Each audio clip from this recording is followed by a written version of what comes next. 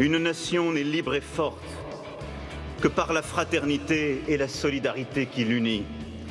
Une nation n'est libre et forte que d'avoir des héros dont elle doit se montrer digne, en s'élevant à leur hauteur et en restant soudée. Bonsoir ou rebonsoir. Une fois n'est pas coutume, on va commencer en lisant un extrait de l'éditorial d'Arnaud de Lagrange ce matin dans le Figaro, en parlant de ce qui s'est passé dans la nuit de jeudi à vendredi. Cet acte nous fascine parce qu'il semble à rebours de nos vies, loin des égos et des invectives du monde virtuel. Il parle des deux soldats, ils sont dans l'ordre de l'action.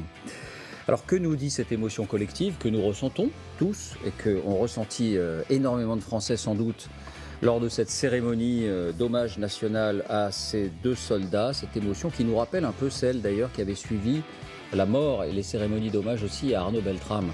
Il y a quelques mois, on en parle avec ce soir autour de la table André Berkoff. Bonsoir André. Bonsoir David. Éditorialiste à Sud Radio et auteur de ce livre, Le Retour des peuples, publié aux éditions Hugo Doc. On en parlait la semaine dernière, mais vous recensez les raisons pour lesquelles se manifeste cette contestation des peuples un peu partout, en Europe centrale, en Italie, aux États-Unis ou ailleurs. On en parle avec Jérôme Jaffray. Bonsoir Jérôme. Bonsoir. Politologue, directeur du Centre d'études et de connaissances de l'opinion publique, le CECOP. On en parle avec Christine Cardellan. Bonsoir Christine. Vous êtes journaliste, directrice de la rédaction de l'Usine Nouvelle. Et on en parle avec Juliette Méadel. Bonsoir Juliette. Bonsoir David. Présidente du collectif L'Avenir n'attend pas. Vous avez été ministre, vous êtes ancienne ministre chargée de l'aide aux victimes pendant le quinquennat de François Hollande. Et ça nous ramène un peu d'ailleurs à notre sujet d'aujourd'hui. D'abord, si vous n'avez pas pu voir cette cérémonie, si vous n'avez pas pu la suivre, je vous propose d'en découvrir les instants les plus forts, ces images, ces paroles, avec Clément Demazure pour le montage.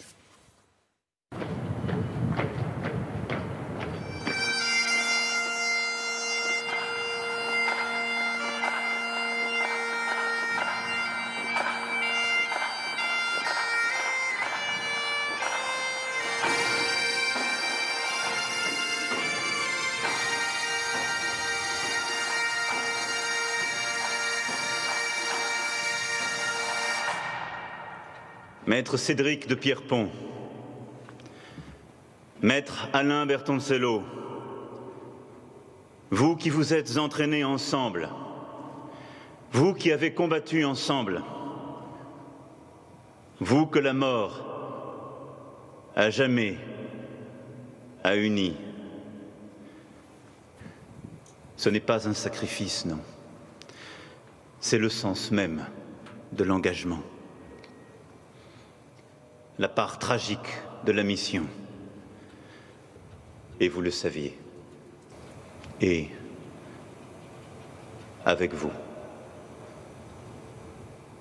je le savais. Ceux qui attaquent un Français doivent savoir que jamais notre pays ne plie, que toujours ils trouveront notre armée, ses unités d'élite, nos alliés, sur leur chemin. Et la nation saura que vous avez fait votre devoir.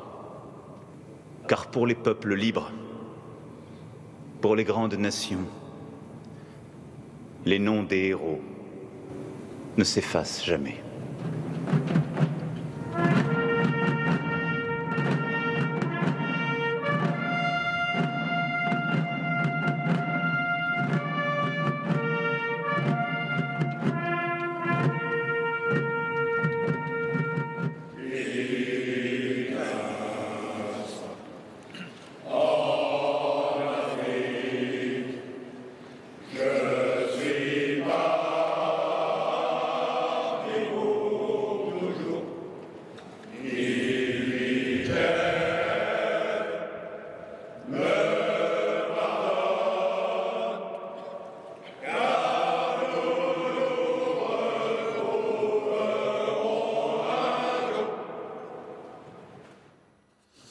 Voilà, et je le disais, cette cérémonie a été retransmise par de nombreuses chaînes, y compris bien sûr en direct sur notre antenne. Et sur place en particulier, on a pu sentir cette émotion, tous les âges, toutes les conditions sociales étaient réunies. Écoutez ces quelques commentaires à propos recueillis par Laura Pouget, montage Clément Desmazures.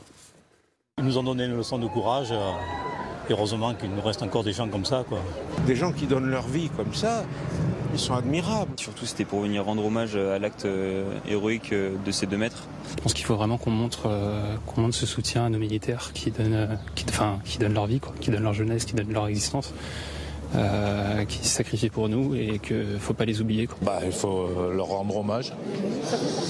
Ils ont donné leur vie. Voilà, ces cérémonies, elles sont récentes. Elles datent de 2011. Ces cérémonies à nos soldats tombés de cette manière-là ou d'une autre manière. Avant, ça n'existait pas et on a d'une certaine manière le sentiment qu'aujourd'hui, eh bien, cela nous fait du bien de rendre hommage à ces héros, de les admirer et peut-être de les désigner en exemple. Pourquoi autant, Juliette ? Et d'abord parce qu'on est dans le contexte actuel qui est une France menacée par le terrorisme. Et n'oublions pas que c'est ça le déclencheur. C'est un attentat terroriste. Alors il ne s'est pas passé sur notre sol, mais il visait aussi des Français. Et la menace est de plus en plus présente. Donc on a tendance à l'oublier, mais cette cérémonie, ces grandes cérémonies d'hommages nationaux, elles sont venues aussi, et d'abord, en hommage aux victimes du terrorisme. Et c'est comme ça que, sous le quinquennat de François Hollande, il y en a eu hélas plusieurs, et qu'à présent, heureusement que les victimes ont été sauvées. Je ne sais pas dans quel état elles sont, mais elles ont quand même été prises en otage pendant plus de 15 jours, et donc elles ont dû vivre en enfer.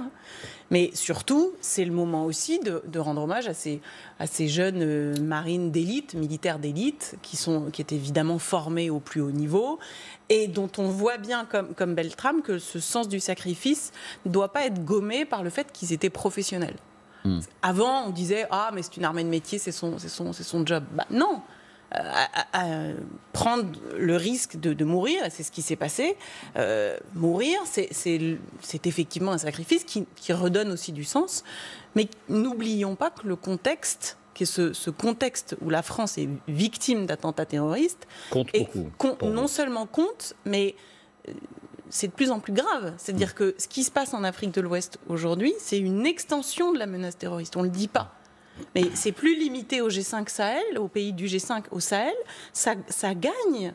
Et c'est allé jusque-là, avec une menace aujourd'hui qui plane évidemment sur le Mali, sur la Côte d'Ivoire, et de sérieuses inquiétudes quant à notre capacité, vu ce que ça nous ont coûté Serval et Berkane, plus d'1 milliard d'euros, une vraie inquiétude sur le redéploiement stratégique de nos forces dans cette zone-là. Donc ça n'est pas juste une prise d'otage, c'est aussi le signe d'une menace terroriste qui est de plus en plus prégnante en Afrique de l'Ouest. On a besoin, aujourd'hui peut-être plus qu'à une autre époque, d'admirer, de s'identifier, d'avoir des exemples de héros, André ?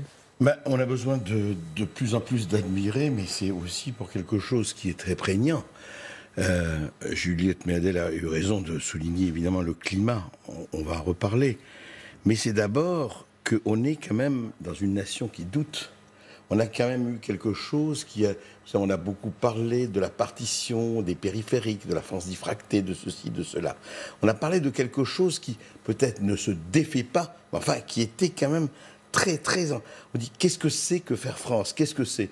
Voilà des gens qui nous rappellent qu'ils sont en mission commandée pour sauver des otages, pour sauver des gens. Alors, on ne va pas rentrer dans l'enquête, on ira ça plus tard. Mais je crois que ça va plus loin encore, c'est de demander de façon extrêmement, floue, inconsciente, qu'est-ce qu'on est, à qui on appartient et à quelle entité on appartient. Et là, c'est une réponse qu'on a, par exemple, aujourd'hui ? Je dirais simplement quelque chose, c'est que de toute façon, c'est une guerre. C'est une guerre qui ne fait que commencer, si elle a commencé il y a quelques années. Et c'est vrai, juste un mot, que le fait que l'État islamique a été vaincu, a plus ou moins été décomposé en Irak et en Syrie, on voit bien que ça a déclenché, et ça va déclencher une espèce d'extraordinaire extension du terrain, aussi bien en Afrique qu'en Europe. Et on voit bien ce qui se passe. Donc, il y a en tout cas quelque chose, l'émotion aussi, c'est de dire, mais on est qui ?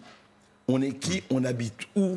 On est quoi ? Et devant quoi ? Devant le sacrifice le plus grand, qui est le sacrifice de la vie, où on peut aller plus loin. Je veux dire, ces gens-là ont risqué leur vie pour sauver 4 otages. Et voilà, c'est l'acte absolu et c'est l'acte héroïque absolu. Et vous avez bien fait de parler de Beltrame, parce que c'était ça aussi, Beltrame, dans un tout autre contexte. Christine, Cardin. Non, je ne crois pas que ça a commencé en 2011, parce que Ouzbine, je ne sais pas si vous vous souvenez d'Ouzbine, les 10 morts français, les 10 soldats français qui étaient morts en Afghanistan, c'était en août 2008. Et je me souviens de la cérémonie aux Invalides pour y avoir été.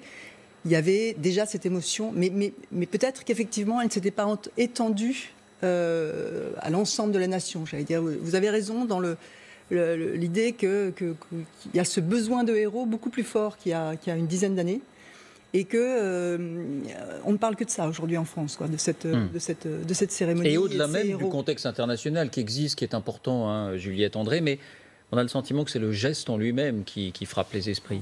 Oui. Alors, ce qui est étonnant aussi depuis jeudi, c'est ce qui me frappe, c'est cette fierté, la fierté des parents des deux soldats, la fierté de leurs camarades.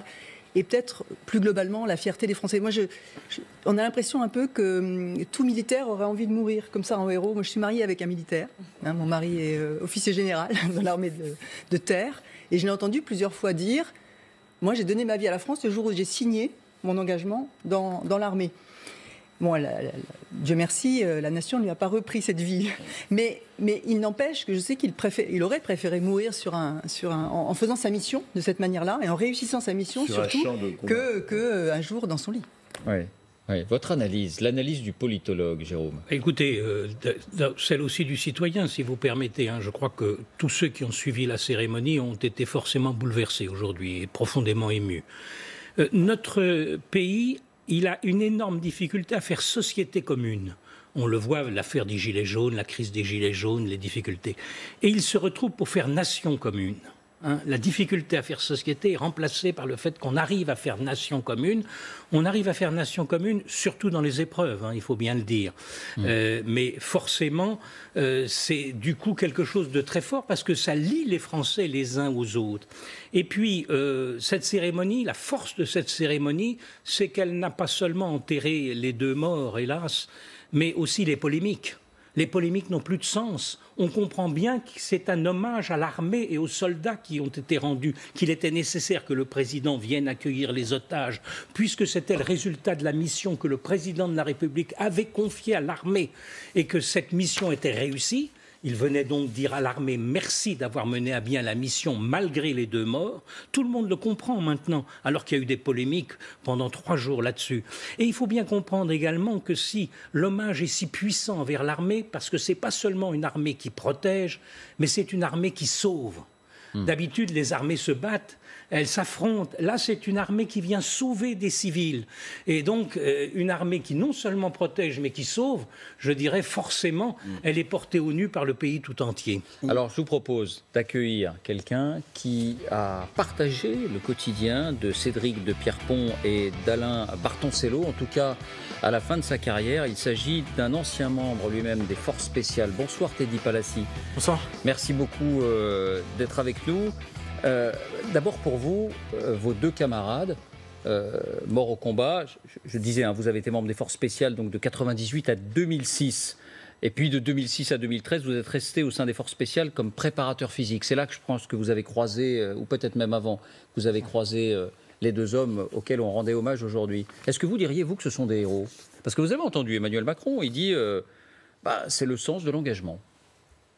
Oui, c'est le sens de l'engagement, en fait. C'est des héros, tout à fait, mais on n'aime pas ce terme, pour nous, héros, parce qu'en fait, c'est notre job, en fait.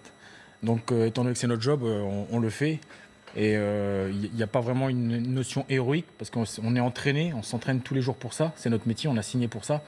Donc, le terme héros, on l'accepte, mais voilà, c'est... Mais alors, si vous n'êtes pas des héros, est-ce que vous comprenez malgré tout l'émotion qui accompagne cet hommage national? Bien sûr, je le comprends et on le prend... tout à l'heure, j'étais avec tous les collègues, là, juste après, aux Invalides, on en a discuté avec tout le groupe des nageurs qui étaient là.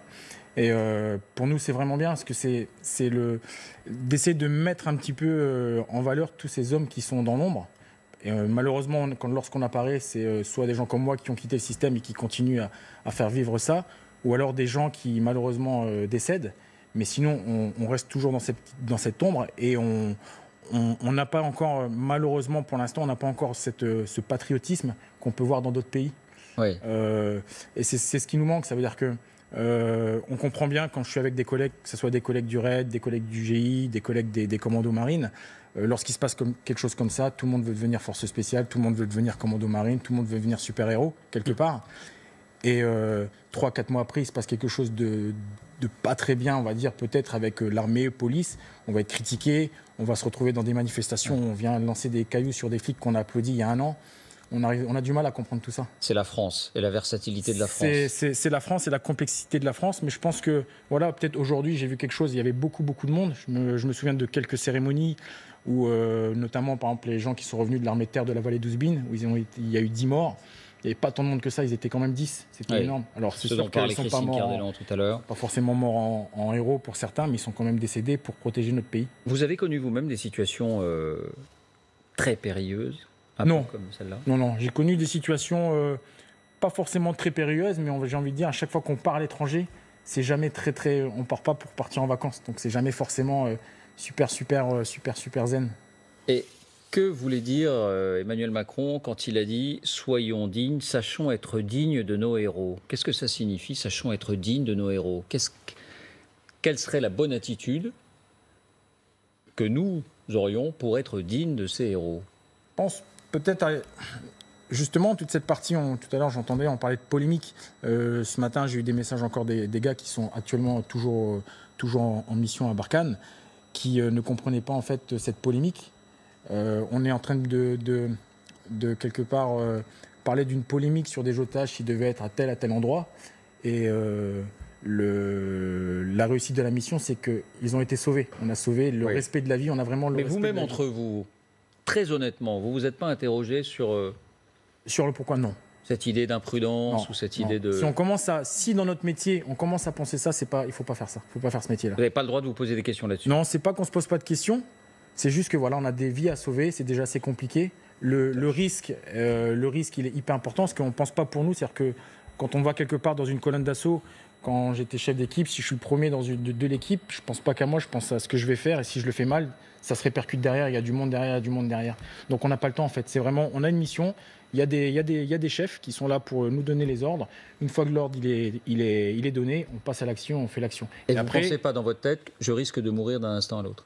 Non, on n'y pense pas. Non, parce que on a alors c'est une impression, mais on a l'impression d'être invincible en fait, parce qu'on est une bande de potes, on se connaît parfaitement, on travaille tous ensemble dans une maison de nuit, de jour. On n'est pas obligé de discuter avec la radio. Je sais qui est à droite, je sais qui est à gauche, je sais qu'est-ce qui va tenir l'arme comme ceci. Je sais que quand je vais appeler quelqu'un, c'est lui qui va venir. Donc c'est assez fluide. Et après, à chaque fois, on a cette je l'ai dit ce matin, cette nonchalance professionnelle qui fait que en fait la situation, quoi qu'il arrive, on se dit tout le temps cette petite phrase, ça va le faire. Qu'est-ce que ce serait être digne de nos héros? Pour Emmanuel Macron, si vous voulez, il faut bien comprendre que nous sommes dans la logique du récit national. Les grands discours qui scandent le quinquennat Macron, le discours en l'honneur d'Arnaud Beltrame et le discours d'aujourd'hui, ils s'inscrivent dans quelque chose qui, pour Emmanuel Macron, redonne la fierté d'être français, inscrit un récit national. L'un des reproches qu'il fait à Nicolas Sarkozy et François Hollande, enfin il ne le dit pas expressément, mais on le comprend, c'est d'avoir rompu l'importance du récit national. Et le récit national, c'est d'abord, dans la lutte contre le terrorisme, il faut être prêt à sacrifier nos vies, et que ce n'est pas que les djihadistes qui font des attentats qui sont prêts à sacrifier les vies. Les soldats qui se battent, ils sont prêts aussi à le faire. C'est le message, évidemment, des 2 morts mariniers de vendredi dernier. Et puis, par ailleurs, le message qu'a le président aussi, c'est on se bat pour la liberté, pour un idéal. Donc il y avait tout ça dans le discours. Et dans la conférence de presse, Macron parlait de l'art d'être français. Dans le discours Beltrame, il parlait de l'héroïsme français. Tout ça donc fait une chaîne qui est être digne de nos héros, c'est être capable de s'élever d'abord et d'être pour un idéal. Christine. Oui, j'ai le sentiment que ce qu'il voulait dire, c'est que ces polémiques sont inutiles quelque part. Et même comment dire, déplaisantes, au sens où la discussion pour savoir s'ils étaient en zone jaune, en zone orange ou en zone rouge, comme si le fait qu'ils étaient en zone rouge rendait la mort des 2 militaires un peu inutile, un peu du gaspillage. Alors que, effectivement, eux ne se sont pas posé la question. De toute façon, toute l'Afrique est en zone grise quelque part. C'est-à-dire toute l'Afrique est dangereuse. Même la zone jaune dans laquelle ils étaient au départ de leurs vacances, c'est une zone de vigilance accrue. Donc, Dieu merci, les militaires, les commandos, les forces spéciales ne se sont pas posé la question est-ce qu'ils étaient en zone orange ou en zone jaune avant d'aller les sauver. Oui, André. Moi, je voudrais apporter non pas du tout un bémol à cela. Évidemment que les militaires font leur métier, et là ils l'ont fait avec l'héroïsme qu'on sait. Ça ne veut pas dire qu'on n'a pas à se poser des questions. Et c'est pas la polémique, ça. Ça veut dire que ça, laissons les militaires font leur boulot et ils le font très bien. Mais on peut, et ça c'est le métier des journalistes, et pas seulement des journalistes, généralement se poser des questions, non pas seulement sur cette heure, mais nous avons question à tout. Et je voudrais dire que c'est très très très important de ne pas dire oui, attention, circuler, il n'y a rien à voir. Il n'y a jamais de polémique, il n'y a jamais de problème. Il y a eu, et je parle dans l'histoire, suffisamment de choses où l'on pouvait se poser des questions. Ça n'enlève rien à l'héroïsme des combattants, ça n'enlève rien à cela, mais les politiques, c'est autre chose. C'est-à-dire que les militaires obéissent aux politiques, et c'est normal. Après, il faut savoir ce qui s'est passé. Et deuxième chose, et ça le plus important, on sait, je ne veux pas parler des zones rouges, grises ou autres, je veux dire, on sait qu'il y a des zones dangereuses. Je ne comprends pas que le Quai d'Orsay et les autres ne disent pas de façon très précise aux touristes qui vont là-bas, vous n'avez plus à aller là-bas. Mais de manière extrêmement précise. Je trouve ça quand même hallucinant, franchement, au sens propre du terme. Ça a été indiqué sur le site, André Berkoff. Non, mais la zone en question. Grave. Non, mais on va pas faire une polémique sur ça, mais la réalité, c'est que cette zone où ils était en zone orange. Qu'est-ce que c'est la zone orange? La zone orange dit vous n'y allez que pour raison impérieuse. Eh bien, c'était pas le cas. Donc, vous n'y allez pas. Non, mais. Donc, les touristes ont été imprudents.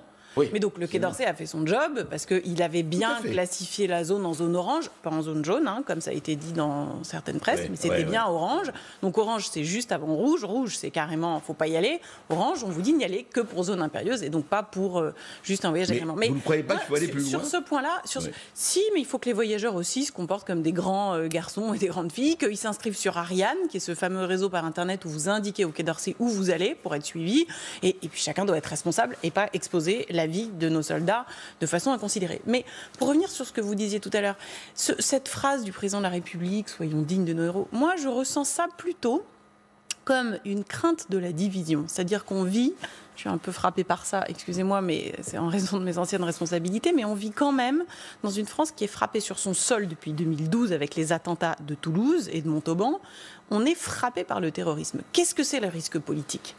Le risque politique dans un pays comme la France, frappé par le terrorisme, c'est le risque de la division, de l'invective, de la perte de sens. C'est ce risque qu'on se sente plus, très bien, à qui on appartient, on remet tout en cause, on remet y compris en cause les institutions de la République. Bon. Donc là, il y a ces moments-là, c'est des moments pour dire, finalement, non seulement on appartient tous à une même République, à une même nation, mais en plus, la République vous protège même quand vous êtes imprudent. Parce qu'au fond, ces deux touristes ont été imprudents. Et bien dire, on est capable, on a les moyens, hélas au sacrifice de la vie de nos soldats, de vous protéger, vous Français, même quand vous êtes imprudents, c'est un message qui fait sens et qui, à mon avis, est aussi destiné à répondre à cette angoisse que nous avons tous d'une France affaiblie par le terrorisme. Teddy Palassi, je voudrais profiter de votre présence aussi pour revenir en quelques instants sur ce qui s'est passé, parce que c'est toujours à la fois fascinant et il y a un peu d'effroi aussi, puis un peu de... On a du mal à comprendre parfois. Je vous propose d'écouter le général Lecointre, le chef d'état-major des armées. C'est lui qui a rendu compte à Emmanuel Macron alors qu'il était en Roumanie, et puis qui a, proposé ce qui s'est passé, cette opération, et puis qui a envoyé l'ordre de l'exécuter. Il revient sur les circonstances de la mort de ces deux soldats d'élite au moment où ils approchaient les cibles. C'est un assaut très rapide, avec la particularité très frappante que dans un assaut d'infanterie ou de commando normal, les gens ouvrent le feu d'emblée, et que là, dans ce type d'opération, ils commencent par s'assurer qu'ils ne risquent pas de tuer des otages, ou qu'ils ne risquent pas de tuer des gens qui ne sont pas proprement parlé des terroristes, qui peuvent être des familles, des civils. Et donc, ils s'interdisent d'ouvrir le feu, a priori. Et donc, ils exposent bien plus leur vie, évidemment. C'est-à-dire que, d'une certaine manière, ils attendent, ces deux soldats qui étaient en tête de file, si on a bien compris, ils attendent qu'on leur tire dessus pour pouvoir, à leur tour, riposter ou tenter de riposter, mais en aucune manière, ils ouvriront le feu d'abord. Et alors, c'est vrai qu'on se dit, mais ça ressemble vraiment à du sacrifice, pour le coup. Et est-ce qu'il n'y a pas un autre moyen, en lançant, mais pardon pour la candeur de ma question, une grenade paralysante, une détonation énorme qui affolerait tout le monde, d'éviter ce scénario-là? En fait, dans dans cette situation, il y a eu plusieurs choses. La première, c'est préserver la vie des otages. Donc tant qu'on n'a pas la certitude que les otages sont en sécurité, on ne va pas entamer une action. Pourquoi ? Parce qu'on est l'armée française, on a des comptes à rendre à nos supérieurs et on ne peut pas se permettre de pertes humaines si on n'est pas sûr de ce qu'on veut faire. Mais on ne peut pas envoyer un gaz paralysant. La deuxième chose, c'est que le gaz paralysant, on n'en a pas forcément qui paralyse de façon très douce. Et ensuite, si on vient lancer des grenades, il y a des projectiles qui peuvent être lancés, on peut blesser les otages. Donc on n'avait pas vraiment, sur cette mission-là, il n'y avait pas de situation, il n'y avait pas d'objet ou quelque chose qui pouvait être fait. Parce que la menace, les otages, on n'avait pas de visibilité sur les otages. Oui, il y avait 4 cahutes et on ne savait pas dans lesquelles se trouvaient les otages. Donc là, on lance une grenade, ça peut être l'effet inverse, c'est-à-dire qu'on lance une grenade et tout le monde part en courant. Comment est-ce qu'on va faire pour distinguer ? Et une chose qu'on ne voit pas, c'est que là, quand on est dans un scénario, dans une prise d'otage, on a toujours l'otage qui est habillé en otage avec les terroristes qui sont en otage. Rien ne nous dit que quand on arrive, les otages sont habillés en terroristes avec des armes factices ou des armes et l'otage s'est mis en civil parce qu'ils sont si malins que nous et on arrive et on va traiter la personne et comme j'ai dit, qu'est-ce qui va se passer si quand on a terminé la mission, en fait, on dit, ben voilà, on a tué 3 otages. Bien sûr. Donc déjà, ce ne serait pas le même engouement aujourd'hui et ce serait l'inverse, justement, quand on parle de patriotisme. Là, on va nous reprocher de nous dire, comme souvent, tout ce qui ressort un petit peu sur certains discours, les militaires, il y a un certain budget, ce sont des forces spéciales, ils n'ont pas réussi à sauver 3 otages, donc il faut faire très très attention à tout ça. Et autre question très prosaïque, les 2 qui sont en tête de file et qui sont donc les plus exposés, c'était le cas cette fois-là. C'est pas possible d'avoir un bouclier. Non, alors, est-ce que vous connaissez Pardon, non, mais tout à fait. En fait, l'équipement, quand vous partez en mission, vous avez votre gilet pare-balles, votre casque, si vous avez un casque, les armes, vous avez à peu près entre 30 kg, 30 à 40 kg de matériel pour se déplacer. D'accord ? Pour la protection balistique. Si on prend un bouclier, le bouclier, il faut qu'il roule. Sinon, quand vous portez un bouclier, quand vous prenez un bouclier, par exemple comme le Ramsès ou d'autres boucliers de la police, c'est des trucs qui font 70 kg, vous ne pouvez pas le transporter. Là, c'était l'infiltration. Donc l'infiltration, c'est vraiment pour vous rendre compte qu'avec le poids des hommes, même un genou à terre, c'est pas possible. Parce que si jamais ils doivent réagir très très vite, on est trop lourd pour pouvoir se déplacer, pour pouvoir faire un tir précis. Donc il faut prendre tout ça en compte. Donc il y a une analyse qui est hyper importante. Donc là, ils ont pris cette décision. Et lorsqu'une action comme celle-ci est menée et malheureusement on perd 2 camarades, la mission a été réussie parce qu'on a sauvé les otages. Par contre, ce qui s'est passé pas plus tard qu'hier, ce que m'ont expliqué mes collègues, ensuite il y a un rétex, on se regroupe et en fait on dit voilà, la mission, les otages ont été sauvés, on a perdu nos 2 camarades, qu'est-ce qui s'est passé et comment est-ce qu'on va pouvoir faire pour que ça ne se reproduise pas ? Pourquoi ? Parce que imaginez que là, le groupe a 20 personnes, on en a perdu 2, on a donc 2 décédés, 18 qui restent. Les 18, ils sont encore là-bas pour 2 mois et demi. Et ils vont continuer à faire le même type de mission. Peut-être qu'après-demain, il va se passer une même scène, ils vont devoir repartir. Et justement, j'en profite pour dire que là, on parle donc forcément des nageurs de combat, mais il y a quand même les forces spéciales avec le CPA-10 qui est là-bas, plus le premier PIMA. Donc il y a quand même un groupe de forces spéciales qui vont continuer malgré la perte de 2 camarades. Dans le même contexte, ils restent à Barkhane. C'est-à-dire qu'il peut se passer la même situation et on doit occulter le fait que juste avant sur cette mission, on a perdu 2 mecs. Par contre, ils ont travaillé et ils sont tous réunis avec tous les gens qui travaillent là-dessus, nos chefs de mission, pour dire « Ok, on a merdé là-dessus ». Ou on n'a pas merdé, par contre, pour la prochaine fois, ou si jamais ça se tire les enseignements. On en tire les enseignements. Merci Teddy Palassi d'avoir répondu à nos questions ce soir. Dans un instant, toute autre chose. Le CAC 40, oui, le CAC 40, souvent décrié, souvent considéré comme un club de profiteurs ou un club d'exploiteurs. Eh bien, une grande étude révèle les vrais chiffres du CAC 40 et vous allez peut-être changer d'avis si vous aviez cette opinion. À tout de suite.